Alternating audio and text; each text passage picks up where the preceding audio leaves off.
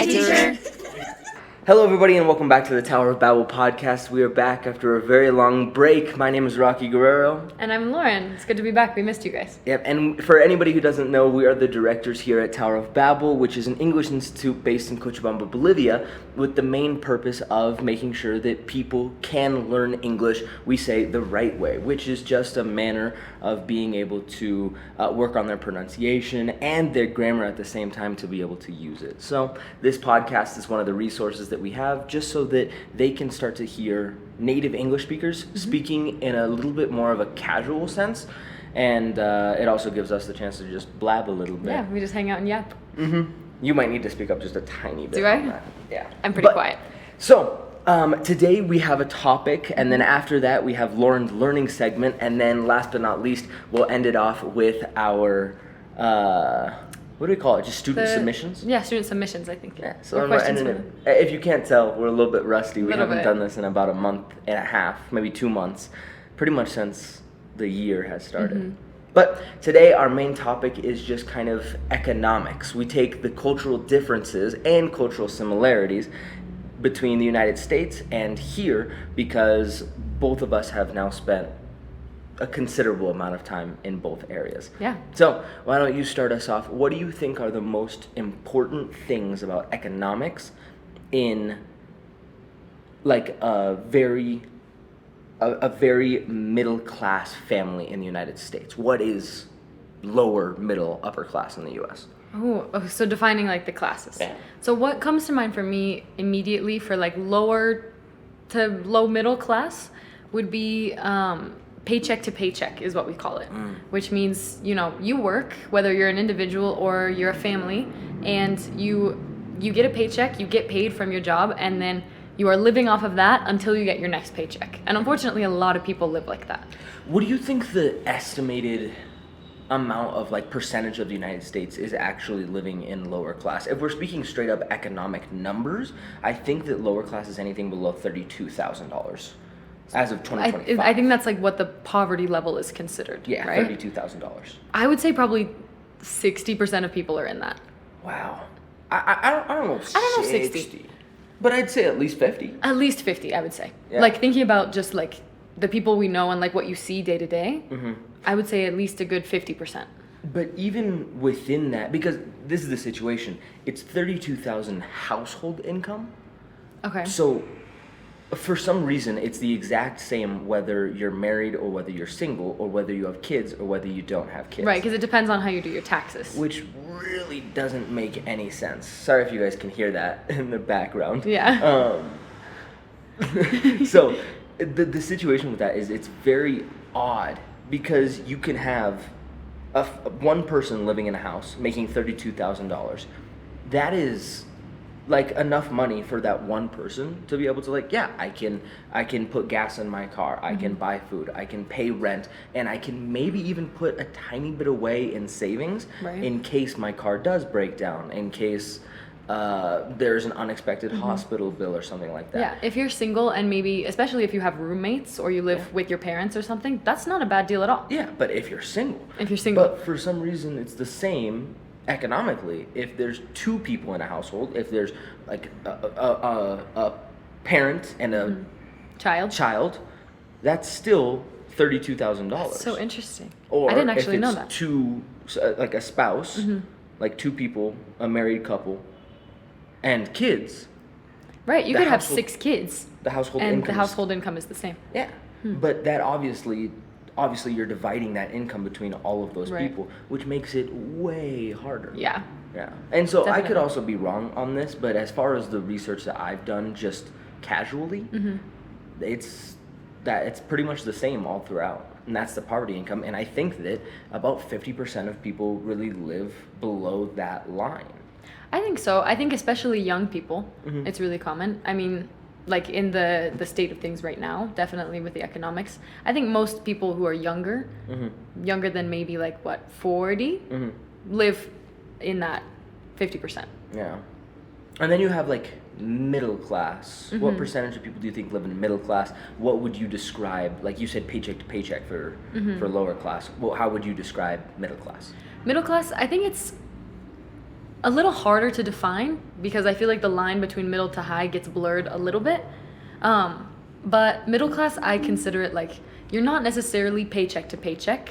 You have some kind of savings, right? Like maybe you have, like you get your paycheck and you put a little bit away into savings every month. Maybe it's not very much, but it's some kind of like a buffer, right? I would consider that like more comfortable is what you hear a lot of families say. Like, oh, we're not rich, we're comfortable, right? And so maybe you're able to make rent and things. You're maybe able to go on one vacation every year, 2 years, depending on what that is. But it's nothing super luxurious, but it's very comfortable. You know, people aren't like crazy worried about money. Well, it's funny that you bring up vacations because in my mind, sometimes I think of like vacations, like the possibility of vacations of whether or not you just have the money. Yeah. And that's not really what it means. It's whether or not you, number one, have the money saved up to be able to actually buy the plane ticket or the train ticket to wherever you need to get, and then obviously hotel, food, wherever you're there. But what it also means is the time and the freedom to be able to take that time off of your job. Yeah. Which obviously is a lot more difficult. A lot of jobs, I think the vast majority of jobs lets you accrue time that you will eventually be able to use to take time off. Yeah. But it's very much frowned upon. Super frowned upon. No, you should not take off the time that you have taken off. A lot of times, like, you'll have the ability to just when you're moving out of that job or transitioning into a different job or anything like that, what they'll end up doing is they'll just be like, all right, we'll just pay you out. Let's pay you for that time, and then you're like, oh, sweet, it's an extra however many hours you've saved. It's all this money that I saved up, but it is super frowned upon to take that vacation time. I know we talked about this when we lived in the States, but at a lot of jobs at the end of a year, so like at the end of 2025 or whatever, you lose those vacation days. At a lot of jobs, they don't roll over into the next one. And so you either get paid out for them or you kind of just lose them, or you have to use them. Yeah. But it is still frowned upon because it's federally required that they give you those. I don't think it is. I'm pretty sure at least like sick days and bereavement and things like that. I don't know if they're required to give you vacation, but I think there's some kind of minimum. I don't know. I just looked this up the other day for Montana of what the actual legal minimum wage is and whether or not like benefits have to be included or whether or not just because we were talking about it with some of the teachers here at Tower of Babel. And from what I found was that obviously there's the federal minimum wage, which I can't remember off the top of my head. I want to say $7.25. No, it's higher than that. Is it? I think it's like 11 something. But there's the actual minimum wage, and then there is no rule on sick pay. There is no rule on bereavement. There's no rule on maternity leave. There's no rule on how much time off a person gets. There's general rules, and some states actually have rules for it. But as far as I can tell, in Montana, it's 100% up to the employer. So then you just have to shop around for jobs and choose, do they have good benefits? Yeah. Because there's no real, like, hey, this is what you're doing. Yeah, which is so interesting because, like, when you bring that up, that there's no federal requirement, that makes a lot of sense. You think about like a restaurant job. They're not giving you maternity leave. You're not getting paid days off at all in a job like that. And so something like a corporate job, they have more like expectations or like unspoken things that kind of all big corporations do.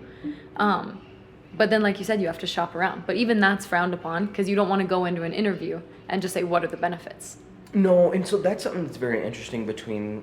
Okay, holy cow, we're getting to capitalism and socialism. Crazy, okay. So, the United States, which is a capitalistic infrastructure, is all, not all, but I'm going to say in the vast majority, is based around, so when I say the word loyalty between employee and employer, who has the loyalty, or where does the loyalty point? It's the employee is loyal to their employer. Their employer is like the big umbrella, and the employees are expected to contribute to that. Yeah. And how How do you see that in the United States? So, for example, if an employee wants to fire you, they say you're not doing your job, or we're just doing budget cuts, you don't have this job anymore.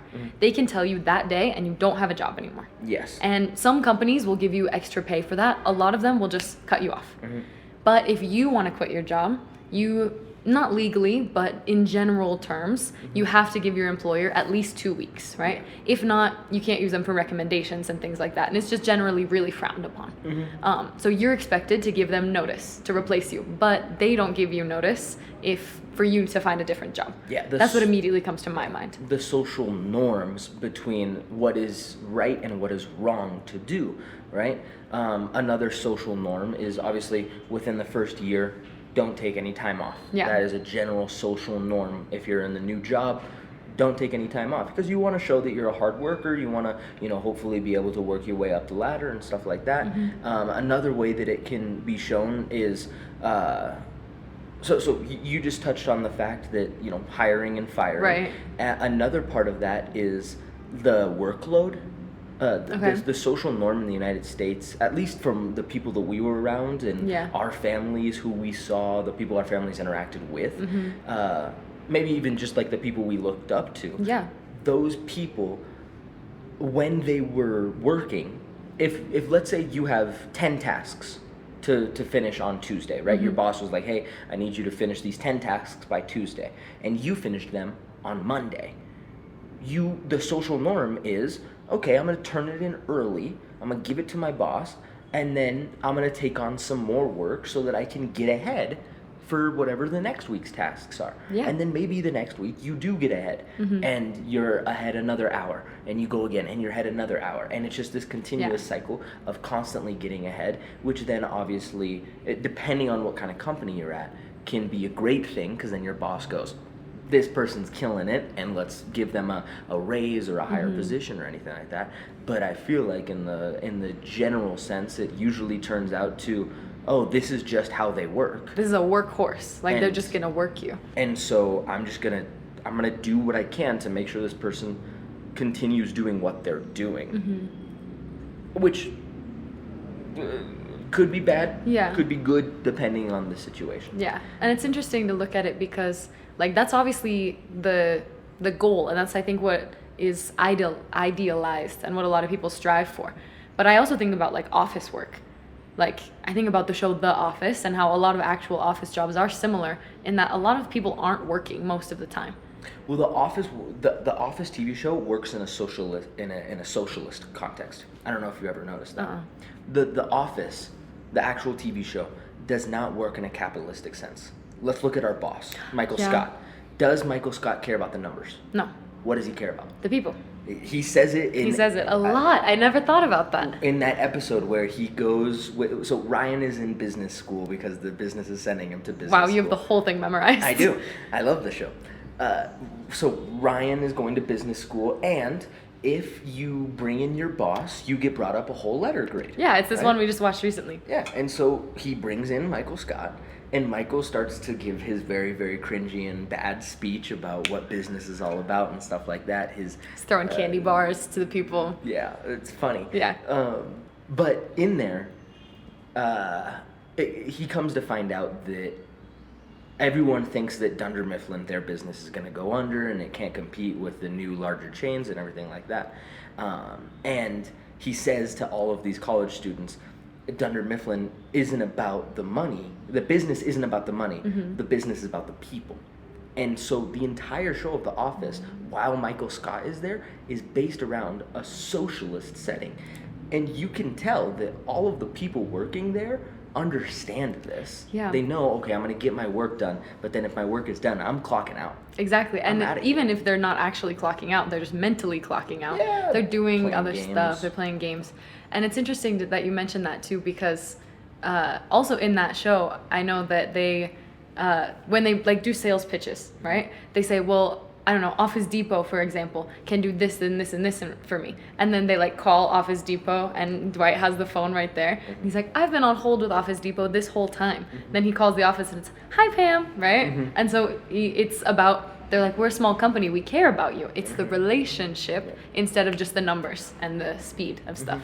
It's really interesting. Well, I think part of the beauty of the office is their ability to be able to this is going to be This is wild. Political. Okay. Show socialism in a very functional way. Interesting. Because that job is functional. Socialism, but it's generating like capitalism. Well, Okay. you have some people taking advantage of the socialistic culture in that show. Like Stanley. Somebody like Stanley, where he knows, okay, I have my tenure, I've been working here a long time, I've like antigüedad, so like, what was that called in English? Seniority. Yeah, I have seniority over a lot of these people, I've been working here a long time, my attitude is poor, but my work and my quotas get hit, and that's enough. Exactly. He's just meeting the goals, he's not superseding them, but he's hitting them, and then he's chilling. And who do we see a lot of the characters actually look up to? Stanley? Yeah. They go, I want a life like Stanley. He goes and he whittles birds, That's right? true. He's Dude, he driving goes to around Florida. when he's in Florida, right? He's actually Yeah. taking advantage of the system, which it's so funny because you can tell whether somebody is like, oh yeah, hey Stanley, good job, you deserved that. Or if a viewer is watching it and they're like, Stanley's just a lazy bum. And that is It says a lot politically about a person. 100%. It's a political system shown inside of this. Now, the reason that I think that works is because Michael Scott is able to turn on the capitalism when he needs to. And we do see that sometimes. When it's really important, he switches that on. But we also see sometimes when it's not super important to him. Like what comes to mind for me is when Pam needs him to sign like 4 documents in one day because they all line up like a solar eclipse. Yeah. And they all line up and she's like, Michael, I just need you to sign these documents. And he's like, it'll happen. It'll get done. And he like does the funny voice. But when it's actually necessary, like when Stanley acts out in that meeting and he like says something aggressive, Michael turns on the boss and he's like, you can't be doing that. Right? Yeah. Because of, I guess that was more because of the people. Yeah. Not even because of the money. But he is able to turn it on. He's a great salesman. Yeah, a phenomenal salesman, and he knows that in order to take care of people, you obviously do need money. You can tell when he breaks off from Dunder Mifflin, starts Michael Scott Paper Company, and then he comes back and he negotiates with his boss to be able to have them buy out Michael Scott Paper Company. That ability is to be able to turn it on and turn it off, which is what socialism is supposed to do. A lot of times, what ends up happening is you have more people taking advantage rather than contributing. Interesting. So let's get back to the classes of Yeah. the U.S. that we were going to talk about. I think The Office says a lot about the classes and things like that. I would say all of the people working there are middle to upper middle class. Would you agree? Besides Michael. I'm trying to think about it. I don't think there's anybody who we really see that's in a lower class system. Right? I think Meredith is meant to look trashy, but she has the same job as the rest of them. So I Yeah. wouldn't really consider her poor. No, I think she's just poor with her money. Exactly. And that is something we see a lot in the U.S. too. Maybe the warehouse. The warehouse, because they're blue-collar workers. A couple of the warehouse crew, you can tell, are living paycheck to paycheck. Right. So that's, I think the middle class in the U.S. is categorized by being pretty comfortable, but not able to like supersede where you're at, right? You're able to stay where you are. And it's like the American dream from the 60s and stuff like that is you get your paycheck, you pay your rent, you pay for your food, you put a little into savings, and you save that up until you retire. And then you go, you go to Jamaica when you're 75, right? So I think that's the middle class characteristics. The upper class, I would characterize, I think the upper class is really wide, right? Because you have like obviously super, super rich people, politicians and famous people. Yeah, it's and then 6 figures and up. Exactly. And I would consider it even lower than 6 figures. I guess 6, I was thinking 7. Like I was like, that's a lot. $1 million. No, 6 figures and up is doing really well. Yeah. Because then you have enough money you can buy better stuff. And that works into like, you can take better care of your health. You can take better care of your family. You can live in a safer neighborhood. And it's really, really, really comfortable. Yeah. And with that, you're able to travel more. You're able to get a better education. There's a whole bunch that comes with that. Yeah. And so obviously in any class system, you have like quality of life, in theory, that gets distributed with those as well. Yeah. And you probably have about 15% of the population living in that. Probably 15, I would say, because it's not very much. No. But you do, like, I feel like everyone knows, like, a rich person with a boat, you know? Like, a really rich that's person. upper middle class. Upper middle. You can get, well, it depends on the type of boat.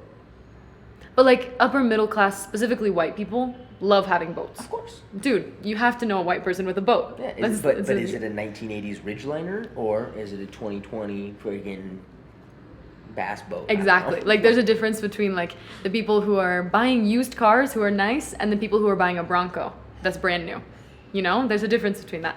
I always think it's funny because you hear someone be like, oh, yeah, we're moving. You're like, oh, where to? We're building our house. That's a big step. That's a big thing. When you can build your house, that means that I think that you're officially upper class. Yeah. Well, and I also think it's important to distinguish here, and correct me if I'm wrong, if you say we're building our house, like you're putting the bricks down. Am I correct? Am I wrong? No, but you're a lot more hands-on rather than in the United States. Because here... In the United States, you're paying someone to do everything. Well, at least in Montana, like, if you're on the road, obviously 60% of the road traffic at any given point is commercial. Yeah. Like, it's for business. It's not personal cars. Right. Here, how often, like, sorry, in the United States, how often on the roads did you see construction vehicles, construction work trucks, manual labor work trucks, landscaping work trucks? All the time. All the time. Like 1 out of every 4 cars. Yeah, like it was a very, very large part of that, right? And that's partially because Montana is just perpetually growing. Right. And like where we lived was also very labor intensive. Yeah. Yeah. Mm-hmm. But here, how many times have you seen a construction vehicle that isn't government? I'm trying to think. I can't even call to mind what one would look like here. There's one that goes right out here, and I've started to see them pop up a little bit more. The electricity. Like Elfec or something, I do see them. But that's a government. Oh, okay. Yeah, I'm talking like actual private people. Like private a business. I have no idea. I've seen about 2 or 3 in the last year. Yeah. And all of them are consultants. Right. Right? All of them are, I'm a building project consultant or something like that. And so they just have the expertise to and be they able talk about it. to work through it. Yeah. But here, obviously, it is a lot more hands-on because you don't have as much access to people doing the work. And so you kind of get what you can get. Yeah. And what that means is stuff falls through the cracks, and then you have to, you might have to literally hire a dump truck to come over and then shovel all that extra crap into that dump truck. Right? That's just like a possibility that you might have to do. Yeah. But so yeah, I think upper class is definitely the kind of people who are building a house instead of moving into a new one. So that's the classes categorized in the U.S. How would you describe lower, middle, upper class here? Yeah. I'll have to do it pretty quick because we're running out of time. Yeah, here. we are. But I've been thinking about it as we've been talking. And it's obviously difficult because I can't necessarily just put it into like straight up financial terms because depending on if you're living in the city, if you're living outside city, or if you're living in a pueblo, in like an outside village or like town, very, very drastically different needs for money. Can I ask a question? Yeah. Would you say the wealth gap is bigger here? 100%. Okay. 100%. In the U.S., you have a middle class that takes up 35% of the population, middle class. Here, middle class probably only takes up about 20. Okay, interesting. You probably have about 50, 20, 30, in my opinion here. Okay. So, lower class, 50%. The way that I would categorize this is I am forced to live, economically, I am forced to live with other people. If I wanted to live by myself, I could not do that. That is lower class for me. Okay. Is that, obviously I live with my parents because I love my parents, right? And that's the culture here, right? Because it's a lot more social based. You take care of the people around you. But if you wanted to live on your own, could you? Do you have enough money to pay your own rent? Do you have enough money to buy all of your own food, to buy your furniture, to buy your TV, to keep up the same lifestyle that you have, but live on your own? If you can't, you're in that 50% of the people who also can't live on their own. Yeah. You can't. Then you have your 20% of middle class. These are your people who are what usually ends up happening is it's the people who are about 1 to 5 years into a good job. That could be your government job, your office job, your job where you make a lot of money, maybe a small business that you started when you couldn't live on your own, but now has grown to be able to now support you to where you can live on your own. Okay, like right? real estate and like things like that? Not only just real estate, like just tiendas. Oh, okay. Tiendas sometimes make a lot of money if they are positioned in the right way, if you know the people, if you have good service and stuff like that. And so that 20% of the people are usually people who are just now getting into a very good job, right? And so what that means is obviously they can now afford to live on their own. They might be able to take out a loan for a car. It might not be the best car, but they can get a car. And yeah, that's kind of your middle classes. You can live on your own. And it's smaller than it is in the 20%. US. 20% of the population. And then you have 30% of the population living in upper class. Upper class is, I have the ability to not only pay for myself to live and by myself, but I can now pay for somebody else to live, right? To significantly help somebody else live. So that could be your parents. That could be your brother, your sister. To be able to say like, oh, you're starting that thing? I will take care of your rent. I will give you this money. You work on that. Which I think is super telling of the difference culturally in the US versus here of like people's dreams. Like in the US, you ask people what they want to do with their dreams. Like everyone wants to get rich. And it's like, why do you want to do that? And a lot of people say like, oh, because I didn't have nice stuff when I was growing up and I want to have nice stuff, or I want to go on vacation. And it is common to hear like, I want to buy my mom a house, but they don't want to live with her. No. They don't want to, they go, oh, I want to buy my mom a nice house and you know, my parents and take care of them, but they don't want to be close to them. Here, I think, and you can correct me if I'm wrong, what I've heard, and I know this is how you feel also and how your family is, because you guys spend a lot of time down here, is like, the dream is the commune, right? And you also see it in the architecture here. You don't see I mean, you do, but solitary houses for just one family are not very common. No, single family houses just don't really. Super rare to see like a 3-bedroom, 2-bathroom house. No. Like a whole house. That's weird. No, here the dream is to have me and my husband and my kids maybe live in this house, and my mom and dad live in this house, and his mom and dad live in this house, and my sister and her husband live in this house, and it's a commune. It's everyone living together. I have a couple students. One of my students mentioned to me, we were talking about like, who's in your family and where did they live? And she said like, well, me and my family live on this bottom floor, and then my aunt and uncle live on the floor above us, and then my grandma and grandpa live there, right? And it's these levels. And so there's a whole family, all these different layers of it living together, you know? It makes me think of Marcelo Hernandez and his like comedy bit where he said like, the American TV show Full House has, 6 people living in it? Yeah. And they were like, that's a full house. It's 3 daughters, their dad, and 2 friends. And that house is full to them, right? Because to an American, that's a very full house. Yeah. And he goes, if this show starred Hispanic or Black people, this show would just be called House. Like this is base level, right? It's not very full. Right now, how many people are we living with in that one very nice house? Full time, there are 5 of us there. It's you, me, and then 3 others, 5. Yeah.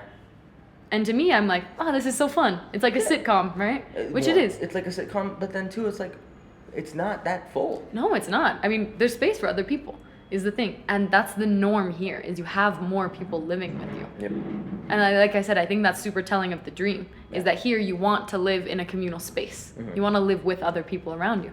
Yeah. All right, I want to make sure it's still recording. Yes. Go ahead and start with our vocab for Lauren's learning segments. All right.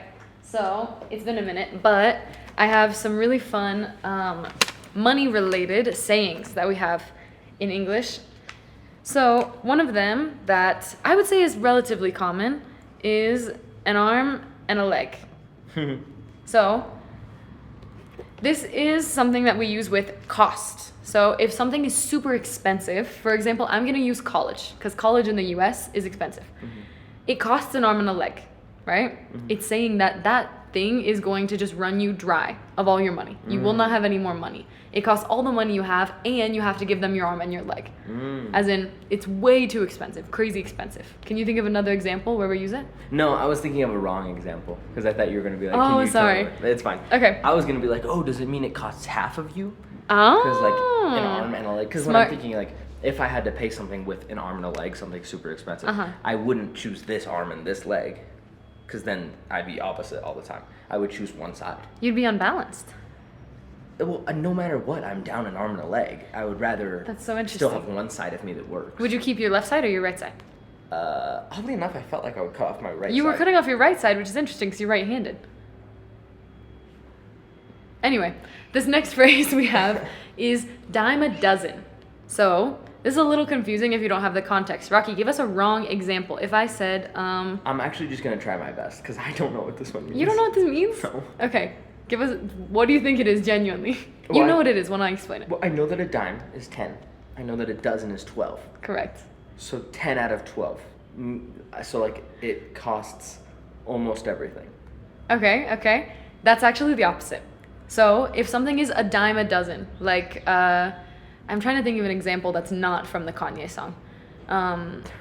Give me so. How about donuts? They come No, in but dozens. it's a metaphor, is what it is. It's not actually literal. So let's say, for example, football players. Okay, in the U.S., football players are a dime a dozen. That means that they're just super common. They're super ubiquitous. You see them everywhere, right? If something is 10 cents, which is a dime, for 12 of something, it's not hard to get. Yeah. Right? So you hear people say like, The equivalent for that here in Bolivia would be 4 for 5. No, Okay. 5 for 4. do people say that? Yeah, like if you go to get tuna, they'd be like, sí, 5 por 4. Like 5 for 4. Right, but it's not like a metaphor used here, is it? No. Oh, okay. So yeah, in the US, we rarely use this in a literal sense, right? Nothing costs a dime anymore. I can't remember the last time I saw an actual dime, the coin, but a dime a dozen is from like way back in the day. Like It just like you means- said with donuts. If you pay 10 cents for donuts, it means they're easy to make and they're cheap. So a lot of the time it refers to like something might be low quality and really common. I feel like common is probably the closest thing that I'm starting to think about. Because like a dime a dozen just means like, I guess, no, it doesn't really mean common, but to me it exudes common. It means common, and also you hear like, I don't remember the exact lyrics, and they're probably inappropriate, of a Kanye song, and he says something like, I don't know, like, girls are a dime a dozen, right? And he's like, well, these girls are a dime a dozen, or something like that. And he's saying like, these are cheap and bad, I guess. And Don't you grow up in a hurry. okay, so this is another one. Make ends meet. To make ends meet. So if I just said, we have to make ends meet, what does that mean to you if you assume? Give me a wrong answer. I would, sorry. Bless you. I would assume that means that you are connecting two ends of something. Make ends meet? I feel like you're connecting something. Pretty much. So metaphorically. So in English, making ends meet is you're barely getting by, but you're making things happen. So if you make ends meet, you're probably lower class, lower to lower middle class, right? Make ends meet is you are barely making enough to pay rent, to pay for food, right? To make ends meet is all of the things that are pendiente, that are like, What? all of the things that are like pendiente, that aren't finished. You know what I mean? In progress. In progress, all of these things that are in progress or that aren't finalized that you have to pay, you are just barely doing it, right? You can imagine like someone has like 2 ropes and they're like, and they have to connect them, right? Okay. You make ends meet. I hope that makes sense. I've never thought of it like that, but I guess that's part of the things with these metaphors is that sometimes when you hear them, you just know what they mean and you never stop to think about like, what in the, like make ends meet? Right? That Like doesn't who really make thought any of sense. that? Yeah. Another one that I think is kind of fun is silver spoon. So I might say, the old way of people saying this might be like, he was born with a silver spoon in his mouth. That's like the old tradition. Yeah. Now you might just say like, he's a silver spoon kid, that company was given to him, he's a silver spoon. Yeah. What does that mean? I'm going to say this one right. Yeah. Just because I don't know how to say it wrong.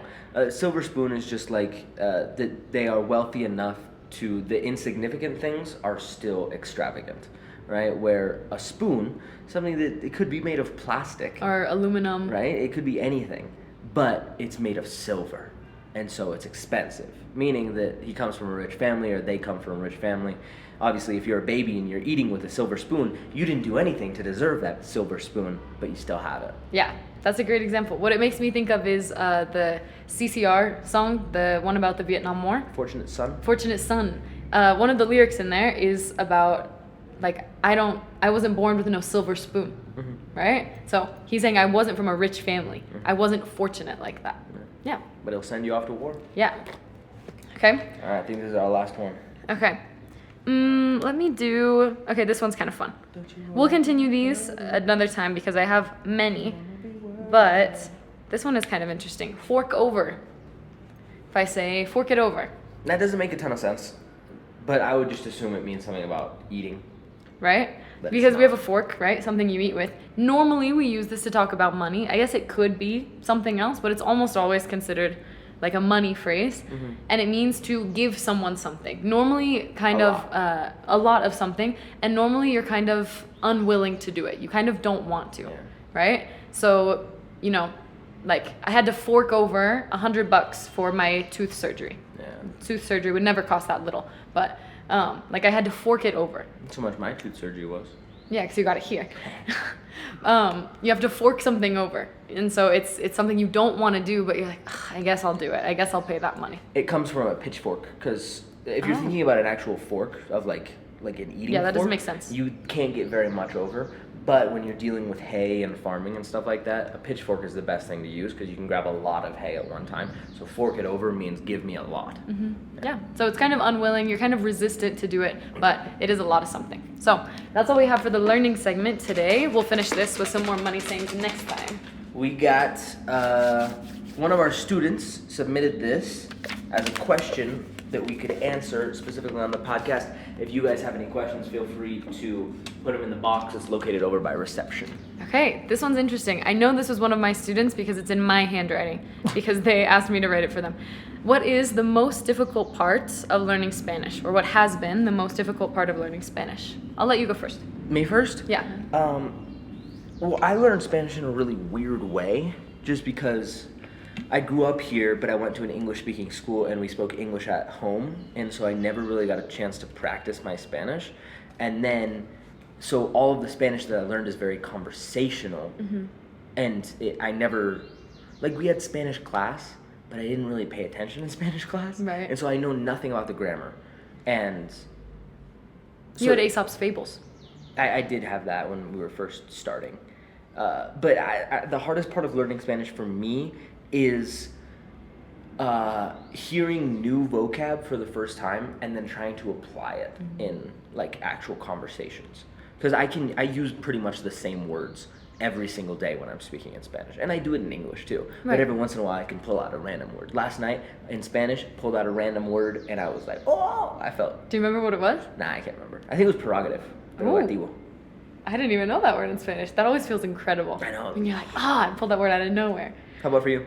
For me, so I learned Spanish super different from how you did. I've mentioned it on the podcast before. I think the most difficult part for me at the beginning when I started learning was just finding people to practice with. Because I was like, I know the grammar and I've always been very good about like books and literature and things like that. And I love that. But I couldn't find anyone to practice with. At the beginning, that was the hardest part.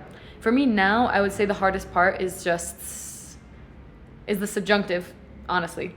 I don't know what that means. It's when you say like para que tenga, that's a subjunctive. Mm. Yeah. And so like changing that and knowing when to use certain, like I'm good at remembering vocabulary and grammar structures, but I don't know when to use all of it. And so for me, the hardest part is like distinguishing what's formal and what's casual, or what sounds better for which situation, because those are nuances that we do naturally in English, right? If you speak to your boss or to a teacher or someone, you're going to naturally and unconsciously speak a little more formal, right? And maybe ask them a little more politely. In Spanish, those nuances are kind of lost to me. So that's something that I struggle with. That's the hardest part for me. But then how I I guess we should probably tell them how we get over that, because that's also applicable to English. What I do to get over that is my Spanish-speaking friends, my friends who are native Spanish speakers, if I have to write something in Spanish that's formal, I'll have them correct it for me, and I'm like, oh, does that sound more formal in this situation? Or does this do that? And you guys can always do that with your teachers too. Like if you want to, I don't know, do a job interview, you go, what words are more formal and what should I use in which situation, right? That's one thing, and then always just practice. I don't know. What's been helpful for you? Well, vocabulary is my hardest part of Spanish, is making sure that my vocabulary is up to par. The way that I've gotten over that is, for a while I had a list of new Spanish words, but more importantly, I've stopped allowing myself to use simple words. So if I know, like for last night, for example, we were talking about, I used prerogative in the sense of somebody's choice. Right, it's your right to choose something. Yep. And so I could have, I could have last night been like, oh, if you cannot, if you cannot not do this, that is your choice. I could have said your choice, but instead I said your prerogative. It was the same thing in Spanish, right? I could have said, eso es tu decisión, or eso es tu culpa, or anything like that, but I chose to say, eso es tu prerogativo, right? That's your prerogative. What is it? Prerogativo. Oh, nice. Yeah, prerogativo. And so then, that really, I was able to say what I meant exactly the way that I wanted to say it. And so I stopped allowing myself to use the simple words and made myself, even if there was a little break of like, es tu prerogativo. That's fine. There's no problem with that. That's absolutely fine. But if I was just like, eso es tu decisión, then I'll always use tu decisión. So it's kind of like leaving autopilot is what you're saying. Yes, make sure you're saying exactly what you mean, never just what you feel. I think that's really important, because one thing that I know I got into for a while, and I think that's really easy to get into, especially once you reach a certain level in a language, is you have the language to describe what you mean, and so you don't look for the specific words, right? For example, like sometimes I see on Instagram like Spanish vocabulary, you know, like basic is cortar, right? And I might say cortar muy pequeño, right? Like cut it really small, when I should maybe say picar, or like, I don't know the word for dice, all right, or mince. It is picar. Picar, right? And so it's a different verb, right? And a lot of the time we get into the thing of like, oh, it's just another word for cut, right? So I can just add more adjectives to be able to make it be understandable, rather than just using the one word. And so a lot of times, a lot of people will say, like, the simpler the better. When I say that, I mean the less words you can use to get your full meaning across, the better. Exactly. If you need to use 15 words to say something I could have said in 3, that means you gotta up your vocabulary. Yeah, and that's something that's so interesting, because you need so much more vocabulary to be able to say shorter things. To be able to say things more naturally, right? Because I bet that felt incredible when you were able to express yourself exactly the way you wanted to with prerogative, right? I was hyped last night. It's incredible. And it's always a little bit awkward, and it's important to be able to explain what you mean, but it is a little awkward to have to say like, hey, can you cut it really small and in little squares, right? And so it's important to explain that, but it's also really helpful to say, is there a better word for that, right? To search for that. And hopefully you have good people around you that if you're like, hey, puedes cortar esto muy chiquitito por mí? And they're like, ¿Quieren que lo pique? That, and then hopefully they're like, picarlo? Yeah. And then they're like, and then commit that to memory, be like, picar, right? Same thing in Spanish. Yeah, in and English. that's, last thing before we go, that is also something that's really important. Learning vocabulary in just lists of like, picar, dice, right? Cut, cortar, is good, but what I always try to do is the second you learn a vocabulary word, make up a completely original sentence with it, right? So not something from the book, but something out of your mind, because then it trains you to generate a new idea with that, and your brain will automatically make some kind of connection, right? So, like for example with picar, if I'm trying to learn picar, instead of say cortar muy pequeñito, I might say, puedes picar la zanahoria, right? You are incepting that idea into your mind. Yeah. I don't know if that's an actual I don't know if it is, but you're creating that idea. You're giving it an actual connection to hold on to. All right, that's all the time we have for today. Thank you guys for tuning in once again for the podcast. If you guys have any questions, feel free to ask your guys' teachers, or if you guys aren't a student of Tower Babel and you just came across this, feel free to leave a comment with any questions and stuff like that. We want to help everybody learn English because learning any language is very difficult. Yeah, it's a big challenge. Thanks All for right, listening. Let's see if you remember. Stay immersed. Stay immersed. You do remember.